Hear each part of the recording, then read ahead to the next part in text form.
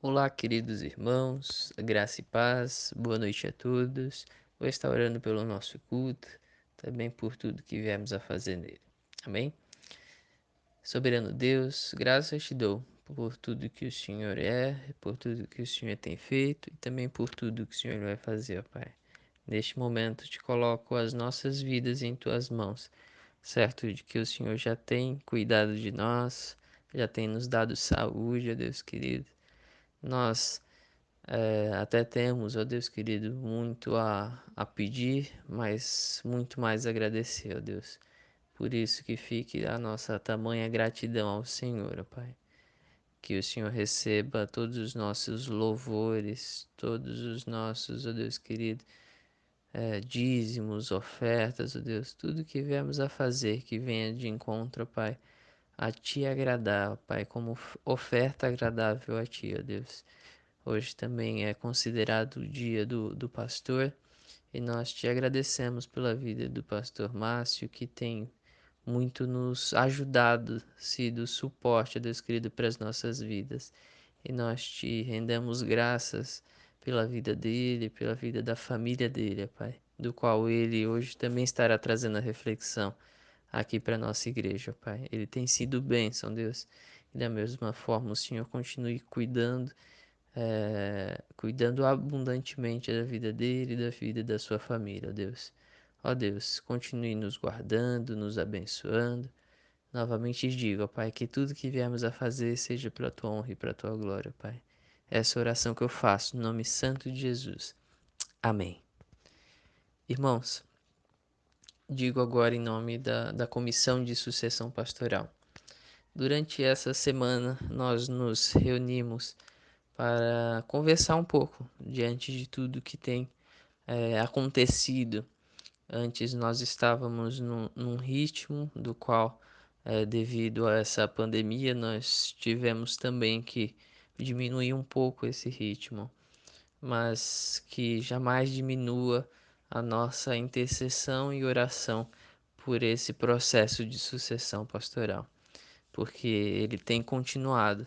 Nós estamos sim conversando com pastores e nós gostaríamos de nós não podemos deixar isso tão claro, mas nós gostaríamos que ficasse claro na vida de vocês que não é apenas um simples motivo, mas é algo que nós necessitamos orar e interceder. Nós estamos sim muito bem amparados, graças a Deus por isso, mas nós temos que continuar orando para que Deus coloque em nossa igreja o pastor que Ele quer para conduzir a nossa igreja. E por isso nós vamos ter agora um momento especial para nós estarmos orando, especialmente por isso.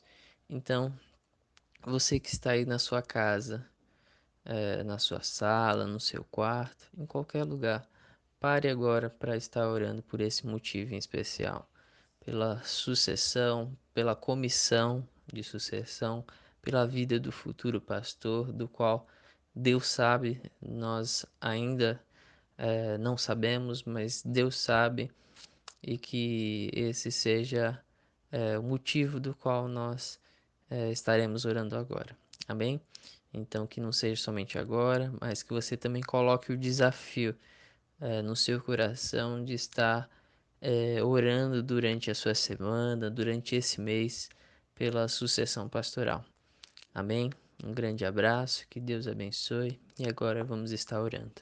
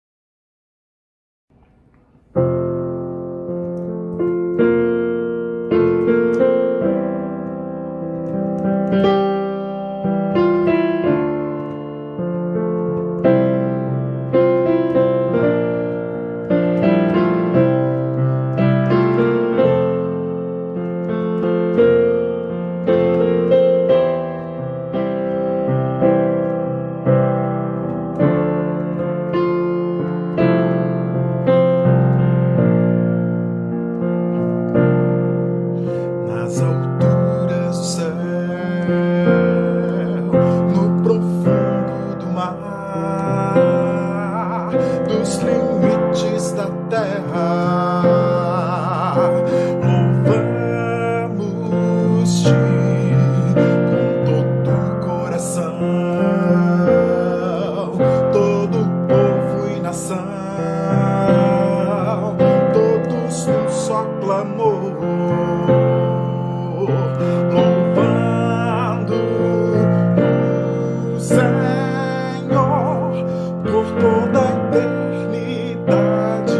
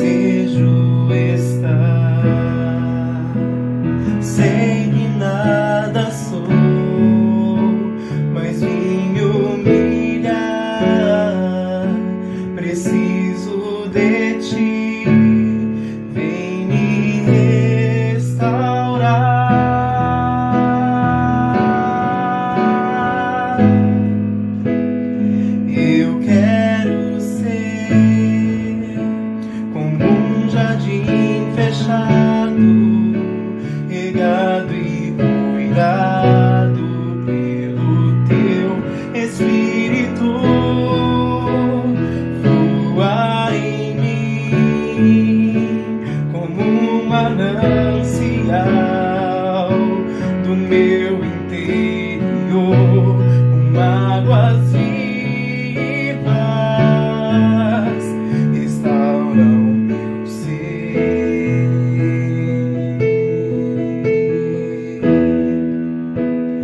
Para o teu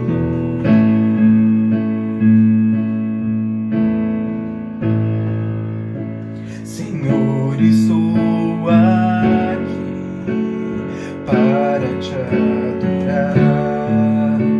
Em tua presença desejo estar. Sei que nada sou, mas vim me humilhar. Preciso de ti, vem me restaurar.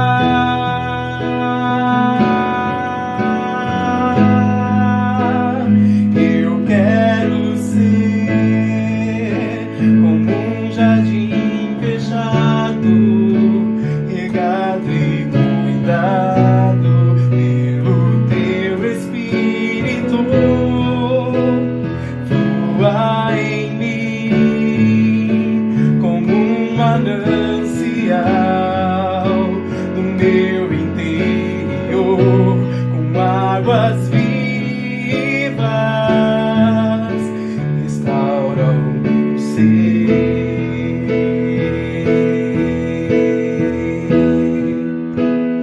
Para o teu louvor,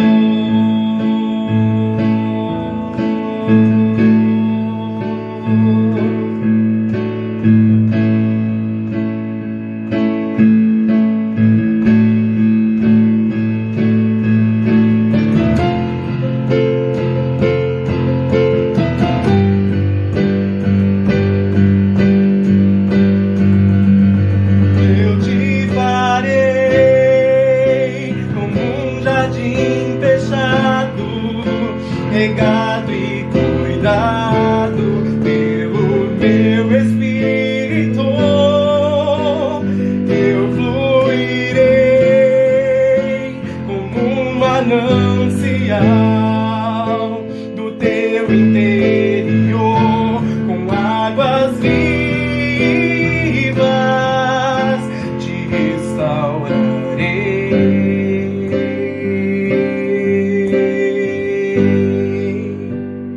Para o meu louvor te restaurarei.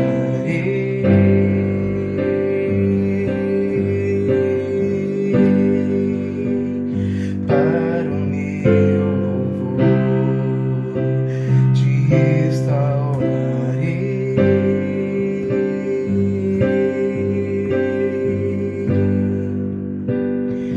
Para o meu louvor.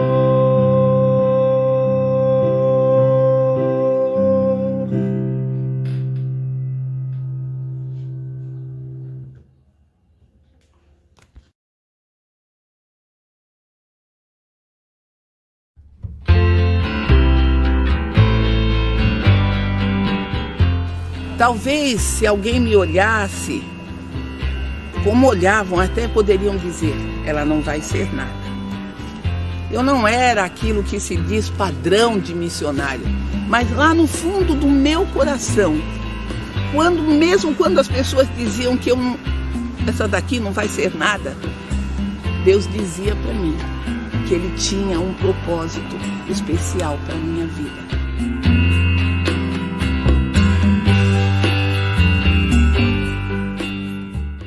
Meu nome é Noêmia Cecito, missionária da Junta de Missões Mundiais, em Moçambique, província de Sofala, na cidade do Douro.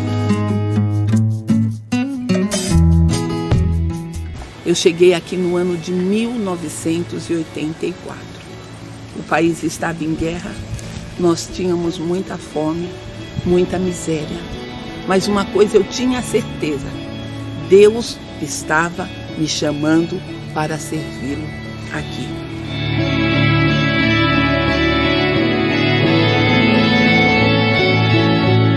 Em 1983, eu recebo uma carta da Junta de Missões Mundiais, dizendo que eu viria à África.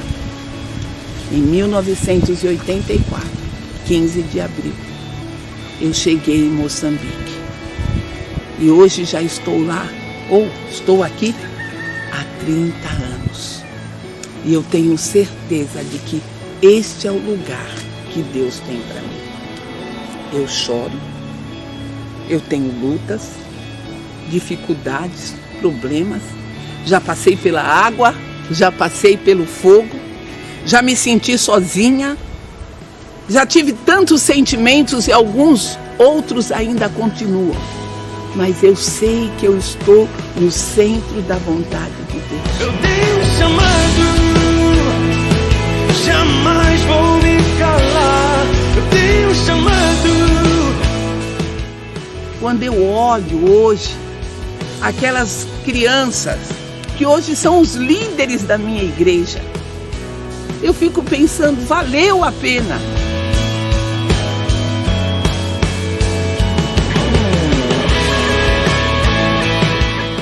Cada criança que nasce nessa terra, se ela não conhece Jesus, ela é dedicada a um espírito que vai tomar conta da vida dela. Mas aí, por saber que nós somos voz de Deus às nações, nós levamos essa voz de Deus ao coração da criança. E ensinamos a ela que Deus é o Espírito maior, o Criador dos céus e da terra. E ela pode vencer. E o que é que tem acontecido com essas crianças que estão sendo ensinadas agora? Elas estão aprendendo a se defender. Muitas vezes, quando os pais querem levá-las ao curandeiro, elas resistem. Elas não querem, elas choram e elas gritam: eu sou amigo de Jesus. E amigo de Jesus não vai ao curandeiro, porque ele protege os seus amigos. Quem aqui de verdade é amigo de Jesus? Deus pode usar a sua voz para fazer diferença. Basta você dizer: eis-me aqui, Senhor, eu quero te ser. Eu fui escolhido no ventre da minha mãe. Eu sei que Deus não abre mão de mim. Eu sei que Deus não abre mão de mim, não. Eu sei que Deus não abre mão de mim. Eu sei que Deus não abre mão de mim, não. Eu sei que Deus não abre mão de mim.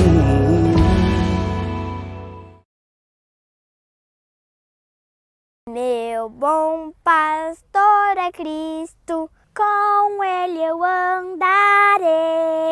Conduz-me às calmas águas, com ele eu andarei. Sempre, sempre, com ele eu andarei. Sempre, sempre, com ele eu andarei. Davi diz em Salmos 23, o Senhor é meu pastor e nada me faltará. Este verso é uma declaração de fé e confiança total, pois o Senhor é o nosso pastor. Já em João 10:11, Jesus se apresenta assim: Eu sou o bom pastor. O bom pastor dá sua vida pelas ovelhas. Jesus é o nosso bom pastor e ele nos ama. Todos nós somos rebanhos do Senhor, somos suas ovelhas.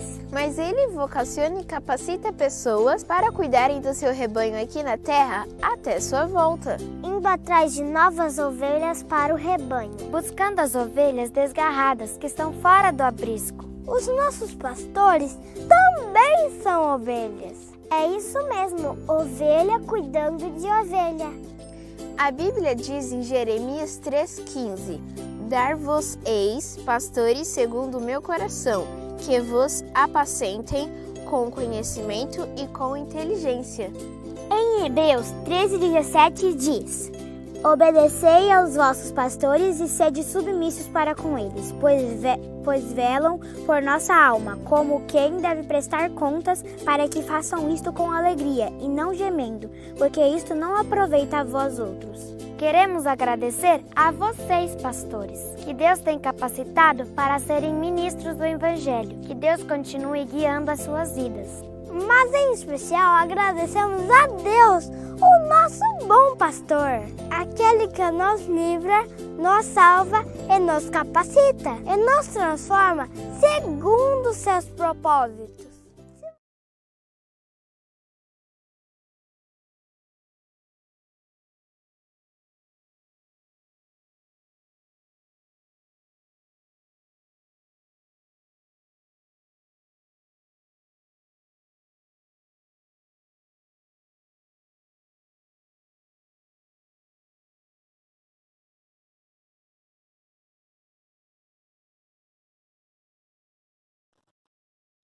Olá, igreja. Mais uma vez é um privilégio estar com vocês e eu quero olhar um texto que está já há algum tempo na minha mente, que é 2 Crônicas, capítulo 7, versículo 14. Antes de lermos o texto, eu quero dizer que eu creio, eu sei que nós já estamos assim bem calejados em ouvir sobre o coronavírus, mas é importante às vezes fazer algumas afirmações. Por exemplo, eu creio que o coronavírus não é um castigo de Deus, mas entendo que ele seja consequência do pecado. Assim como as enchentes e as secas acontecem como consequências do abuso da natureza e do mau uso dos bens naturais, o coronavírus também é alguma consequência. Talvez do egoísmo e da falta de acordo entre as nações, não sei exatamente, talvez o mau uso da química e tantas outras coisas, eu não sei exatamente, não é o objetivo aqui a gente traçar alguma discussão sobre isso. Mas tudo que nós estamos vivendo tem gerado reflexão, tem gerado aprendizado, tem gerado reinvenção da igreja, adaptação para todos os setores, incluindo a Igreja de Cristo. Na verdade, quando nós lemos 2 Crônicas, nós precisamos entender que ele está dentro de um contexto de inauguração do templo. Os capítulos 5 e 6 de 2 Crônicas registram a inauguração do templo dedicado a Deus, que levou cerca de 20 anos para ser construído. E no capítulo 6, por exemplo, Salomão ele reconheceu ali que Deus não habita em templos feitos por mãos humanas. Que Deus não iria habitar ali. Mas em sua oração, o rei menciona possíveis situações que o povo de Deus poderia vivenciar. E por isso, ao ir àquele templo, ou ao voltar-se para aquele templo, Salomão então pedia que as suas orações fossem atendidas. Por exemplo, os versículos 24 a 25 de 2 Crônicas 6, diz assim: se Israel fosse derrotado por um inimigo, por ter pecado contra Deus e depois voltar-se arrependido, Salomão então disse: ouve dos céus, perdoa o erro de Israel, o teu povo, e faz retornar à terra que destes a ele. Ele ainda disse: se ocorresse, por exemplo, um tempo de fome ou de enfermidade na terra, se houvesse, por exemplo, seca, ferrugem, mofo, gafanhotos peregrinos, gafanhotos devastadores, se houvesse uma praga ou uma epidemia, a oração de Salomão era esta: Senhor, escuta as suas orações. Se alguém do povo, sentindo o peso da sua desgraça, se este estendesse as suas mãos para o templo e orasse, a oração de Salomão era: Senhor, escuta a sua oração. Ouve o teu povo, perdoa-o e ajuda-o, pois o Senhor conhece os pensamentos secretos do coração humano. 2 Crônicas 6, versículos 28 a 20. Então, Depois de uma grande festa de inauguração do templo, o povo foi dispensado. E naquela noite, ou algumas noites seguintes, não sabemos exatamente, o Senhor falou com Salomão. E as palavras de Deus a Salomão foram exatamente estas que estão registradas em 2 Crônicas, capítulo 7, versículos 13 e 14, que diz assim: Eis que ouvi a tua oração e escolhi este lugar para mim como casa de sacrifício. Se eu fechar o céu para que não derrame chuva, ou ainda se ordenar aos gafanhotos que devorem a terra, ou mesmo enviar a praga sobre a minha própria gente, e se o meu povo, que se chama pelo meu nome, se humilhar, orar, buscar a minha face e se afastar dos seus maus caminhos, dos céus o ouvirei. Perdoarei o seu pecado e os seus erros e sararei a sua terra. Estas palavras ditas pelo próprio Senhor ensinam algumas verdades para a Igreja de Cristo. Eu queria pensar com os irmãos algumas dessas verdades que estão bem expostas aí no texto. Em primeiro lugar, nesta declaração de Jesus, nós percebemos que a igreja tem uma identidade. O povo de Deus tem uma identidade. O versículo 14 diz assim: se o meu povo que se chama pelo meu nome. A Bíblia na linguagem de hoje traduz como o meu povo que pertence somente a mim. É interessante o contraste porque enquanto Davi e Salomão arquitetaram um templo para a habitação de Deus e do seu nome, Deus afirma que o seu nome está no seu povo. É bom salientar que a igreja tem uma identidade. E através do Espírito Santo, Deus está imprimindo a sua identidade nas nossas vidas. Coletiva ou individualmente falando, a igreja de Cristo é o templo vivo, é o santuário do Espírito Santo. E neste templo, o Senhor Deus habita. Segundo Crônicas, capítulo 3 e capítulo 4, esses capítulos descrevem como o templo foi construído e também descrevem que este templo foi enfeitado com pedras preciosas e as suas paredes internas foram revestidas de ouro puro. Diz também que a Arca da Aliança foi guardada na sala conhecida como o Santo dos Santos. Algumas Bíblias traduzem como o lugar santíssimo. Aí eu, olhando para esse texto, francamente, eu faço algumas perguntas. Eu acho que é importante a gente fazer algumas perguntas para a Bíblia, para os textos que nós estamos lendo, porque Deus quer, sim, que nós pensemos sobre a sua palavra. Deus quer que nós reflitamos sobre a sua palavra. E aí, pensando ali na narrativa do capítulo 3, dos capítulos 3 e 4, me vem a pergunta: por que um templo com paredes revestidas de ouro puro? Por que tanto luxo? Por que tanto gasto para construir um templo tão suntuoso, tão bonito? Em um primeiro momento parece até ostentação. No entanto, é bom lembrar que o templo ele foi dedicado ao Senhor.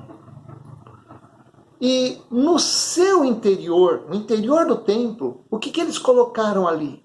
No interior do templo foi colocada então a Arca da Aliança, e dentro da Arca da Aliança também estavam as 2 pedras com os 10 mandamentos que foram escritas pelo próprio dedo de Deus, esculpida pelo próprio dedo de Deus. Como está descrito lá em Deuteronômio, capítulo 10, versículos 4 e 5.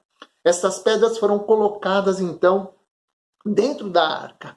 E a arca, então, foi abrigada pelo templo de Deus. Naquele momento da história, a promessa foi parcialmente cumprida. Ou seja, Salomão, descendente de Davi, construiu aquele belo templo. Já no Novo Testamento, Jesus iniciou a construção de um novo templo, que é a Igreja de Cristo, que é o templo vivo, cuja pedra principal é o próprio Cristo. Efésios capítulo 2, versículos 19 a 21, diz que nele, Senhor Jesus, este templo fica bem ajustado, cresce para ser templo santo do Senhor. O revestimento de ouro no interior do templo construído por Salomão se aplica à Igreja de Jesus. A Arca da Aliança, com as pedras da lei escritas pelo próprio Deus, estavam numa sala cercada pela preciosidade e pela pureza do ouro. Meus irmãos, as nossas vidas também precisam ser preciosas e puras a Deus. O crente é o templo do Senhor. A Igreja de Cristo é a habitação do Espírito Santo. A palavra de Deus tem sido escrita em nossos corações. Portanto, nossas vidas precisam ser revestidas de preciosidade e de pureza. Assim como o ouro é purificado pelo fogo, nossas vidas muitas vezes precisam ser purificadas pelo fogo, para que elas se tornem preciosas, para que elas abriguem a pessoa do Senhor Jesus e a pessoa do Espírito Santo de Deus em nossas vidas. Os crentes trazem em seus corações o Espírito Santo, que testifica com o nosso espírito que somos filhos de Deus.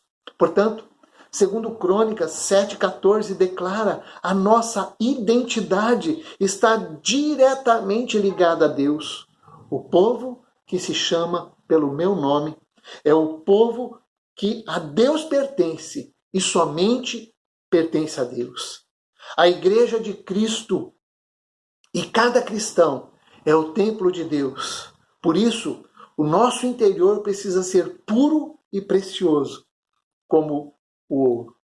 No entanto, o fato de sermos propriedade de Deus, de não nos isenta, por exemplo, do pecado.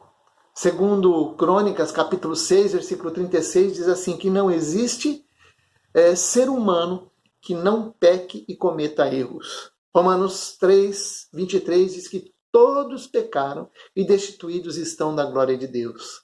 Eu costumo dizer que o pecado deveria ser um acidente em nossas vidas, mas muitas vezes é uma decisão consciente e teimosa.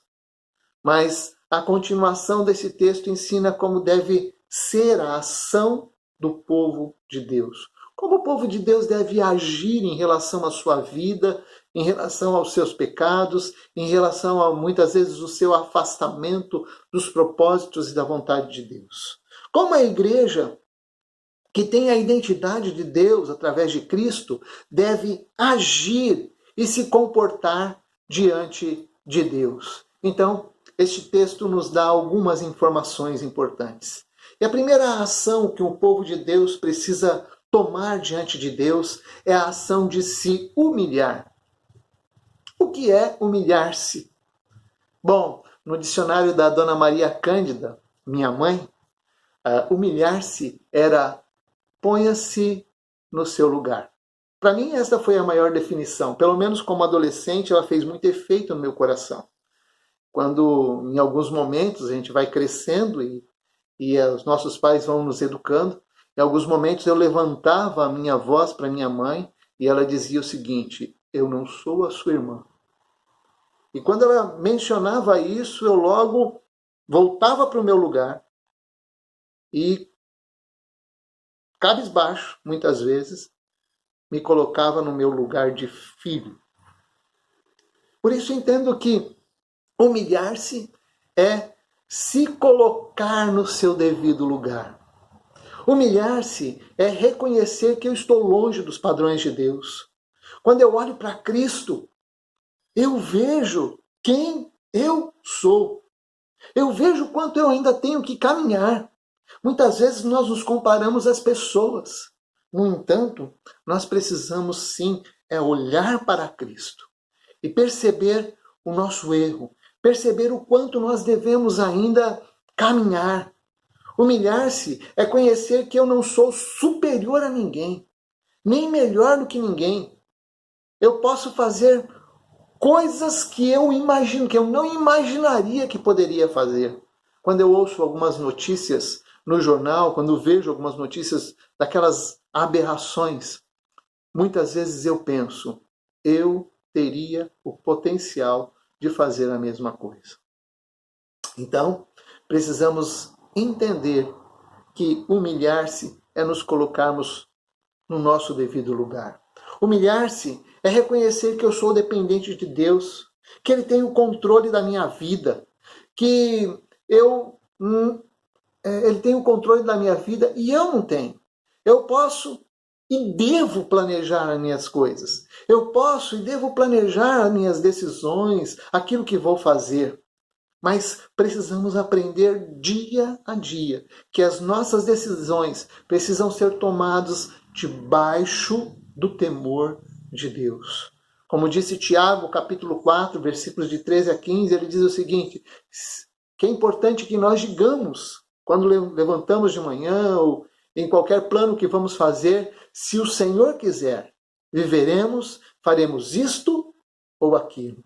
Então precisamos entender e reconhecer que eu e você dependemos de Deus. O Salmo 33, versículos 13 a 18, diz assim, dos céus olha o Senhor e vê toda a humanidade. Do seu trono ele observa todos os habitantes da terra.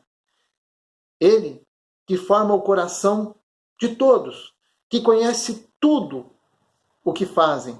Nenhum rei se salva pelo tamanho do seu exército. Nenhum guerreiro escapa por causa da sua grande força. O cavalo é vã esperança de vitória, apesar de sua grande força, é incapaz de salvar. Mas o Senhor protege aqueles que o temem, aqueles que firmam a esperança no seu amor. Ainda que sejamos filhos amados de Deus, precisamos lembrar que também estamos debaixo da sua autoridade e que Ele requer de nós total obediência. A segunda ação que o povo de Deus precisa tomar na sua vida é a oração. Orar é falar com Deus. Orar é ouvir a voz de Deus. E quais são as dificuldades para orar? Bom, uma das dificuldades que nós temos para orar, e eu me incluo nela, é de nos humilharmos diante de Deus. É de levar diante de Deus as nossas dificuldades. Muitas vezes nós queremos resolvê-las por nós mesmos, mas precisamos entender que o humilhar-se deve também nos levar a orar ao Senhor, a não me colocar, a me colocar no meu lugar como homem, que sou falho, que dependo de um Deus que cria, sustenta e dirige todas as coisas. Eu terei dificuldade de orar se eu não depender de Deus, porque orar é depender de Deus. Uma outra dificuldade que nós temos em relação à oração é a disciplina. Atilano Muradas, um cantor aí, não sei se os irmãos conhecem, ele diz que para orar é preciso disciplina, mas não é a disciplina que fará Deus responder. Eu confesso que eu preciso melhorar nessa questão, nesta área de disciplina. E eu acredito que a disciplina é uma das maiores dificuldades que nós brasileiros temos. Nós somos um país muito receptivo, somos um povo simpático No entanto, a falta de disciplina é um grande problema de nós brasileiros. Orar é depender de Deus. Assim como os discípulos, nós também precisamos orar e dizer: Senhor, ensina-nos a orar. Terceira ação do povo de Deus é buscar o próprio Deus. Buscar a minha face. E se o meu povo, que se chama pelo meu nome, se humilhar e orar e buscar a minha face. Buscar a minha face é direcionar a minha vida na direção de Deus. É ter sede de Deus. É desejar o leite espiritual que vem de Deus e que nos faz crescer no conhecimento e na intimidade com Deus. Buscar a Deus é firmar um compromisso com Deus. É interessante, irmãos, nós falamos muito sobre a importância do amor. E é verdade, nós temos que amar. Mas muitas vezes nós juntamos esta palavra de amor ao descompromisso. Mas amor e compromisso precisam andar juntos. Dentro de um casamento, dentro de uma amizade, dentro de um relacionamento de colega de trabalho, de colega de faculdade, de escola.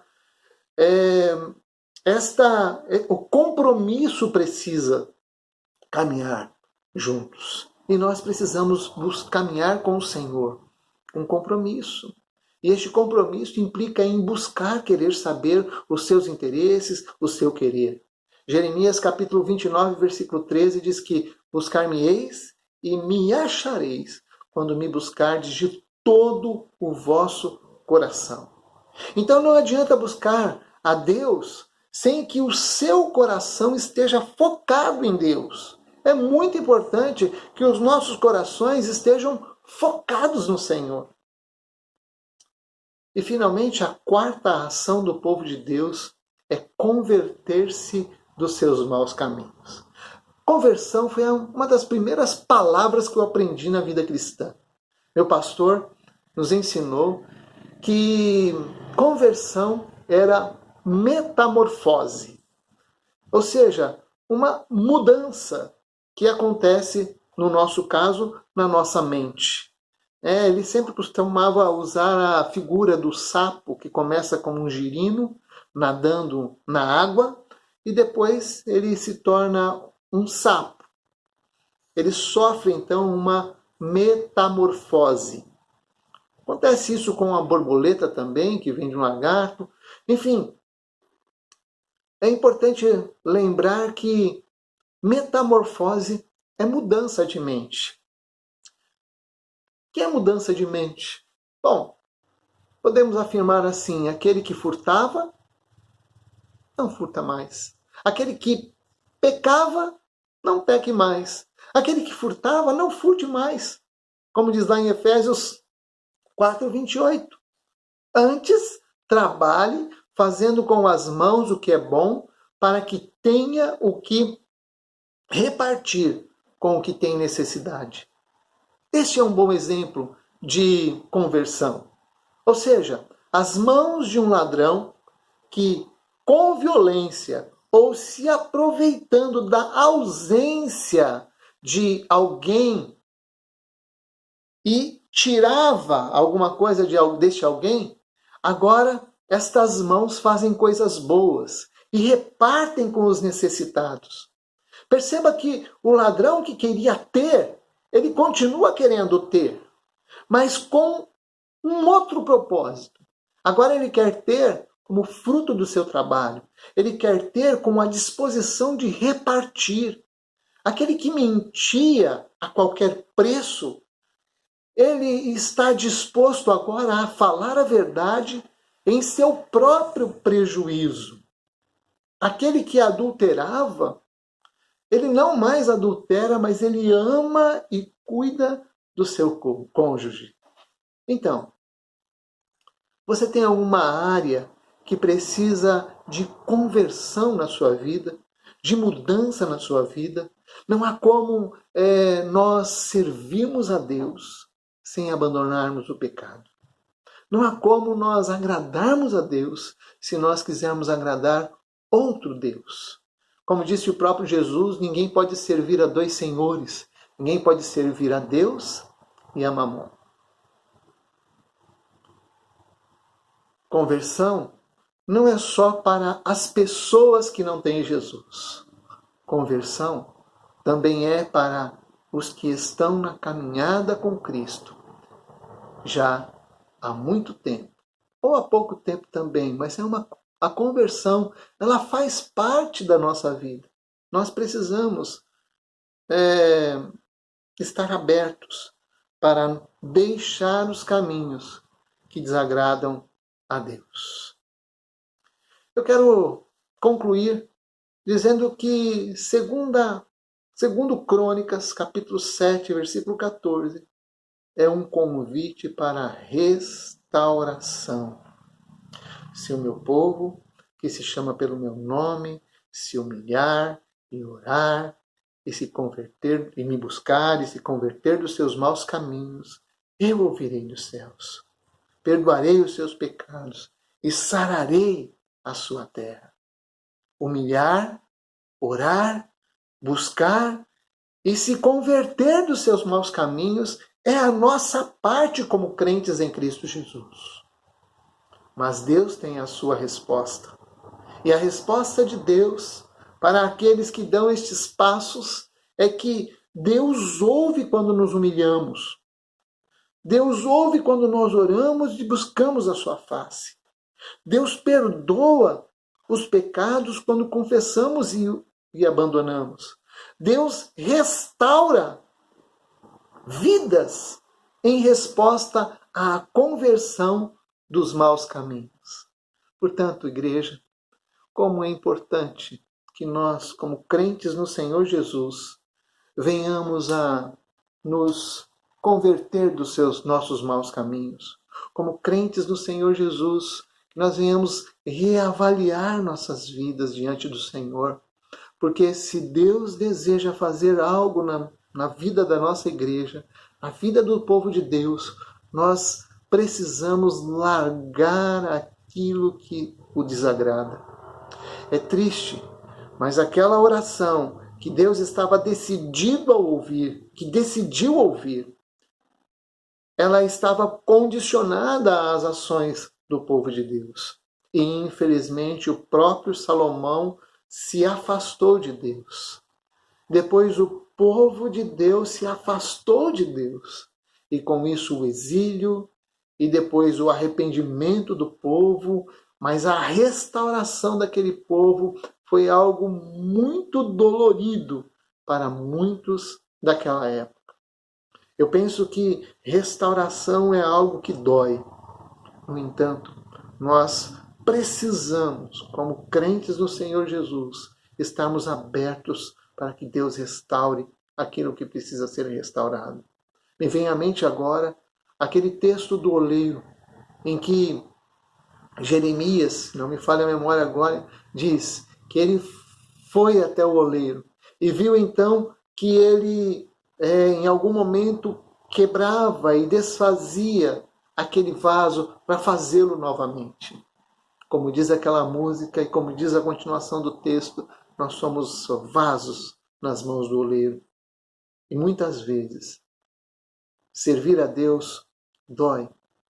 Mas é importante que nós, como crentes no Senhor Jesus, aprendamos a nos humilhar, a nos colocarmos no nosso lugar. Porque Deus não é o nosso irmão, mas é o nosso Pai Celestial. E quer de nós obediência, e quer de nós um povo que o ame, um povo que caminhe nos seus caminhos. Igreja, eu quero orar conosco agora. Vamos orar? Pai querido, Pai amado, obrigado pela Tua palavra. Rogamos, Senhor, que o Senhor nos ajude a sermos uma igreja segundo o Teu coração. Que o Senhor renove as nossas vidas, renove as nossas mentes, restaure vidas e corações. Por favor, eu oro em favor daquelas famílias que estão aí na igreja, passando por algumas dificuldades, seja de relacionamento, seja, Senhor, por alguma dificuldade financeira, seja por alguma dificuldade espiritual, Senhor. Dificuldades de lidar com o pecado, com talvez o egoísmo, talvez com a irritação, ou às vezes com a depressão, com a ansiedade. Senhor, em nome de Jesus, nós te pedimos que o Senhor venha transformar as nossas vidas enquanto nos aproximamos do Senhor, enquanto nos humilhamos diante do Senhor. Ajuda-nos, Senhor, a vivermos tempo de oração diante do Senhor. Ajuda-nos a sermos disciplinados na nossa vida de oração e de comunhão com o Senhor. Pai, ajuda-nos a abrirmos mão de coisas que não são importantes da nossa vida, para que possamos te servir e te servir melhor. Faz de nós, Senhor, uma igreja que te ame, que te agrade, uma igreja que reconheça que tu abrigas, tu estás dentro dela, Senhor. O Senhor habita dentro do teu povo. Então, faz de nós, Senhor, verdadeiros templos vivos, templos que estejam revestidos de preciosidade, Senhor, de algo, de um coração lavado, purificado pelo teu sangue, o sangue de Jesus. Nós oramos, Pai, em nome de Jesus. Amém. Muito obrigado, meus irmãos, e que Deus abençoe a sua semana. Grande abraço. Esperamos em breve estarmos juntos.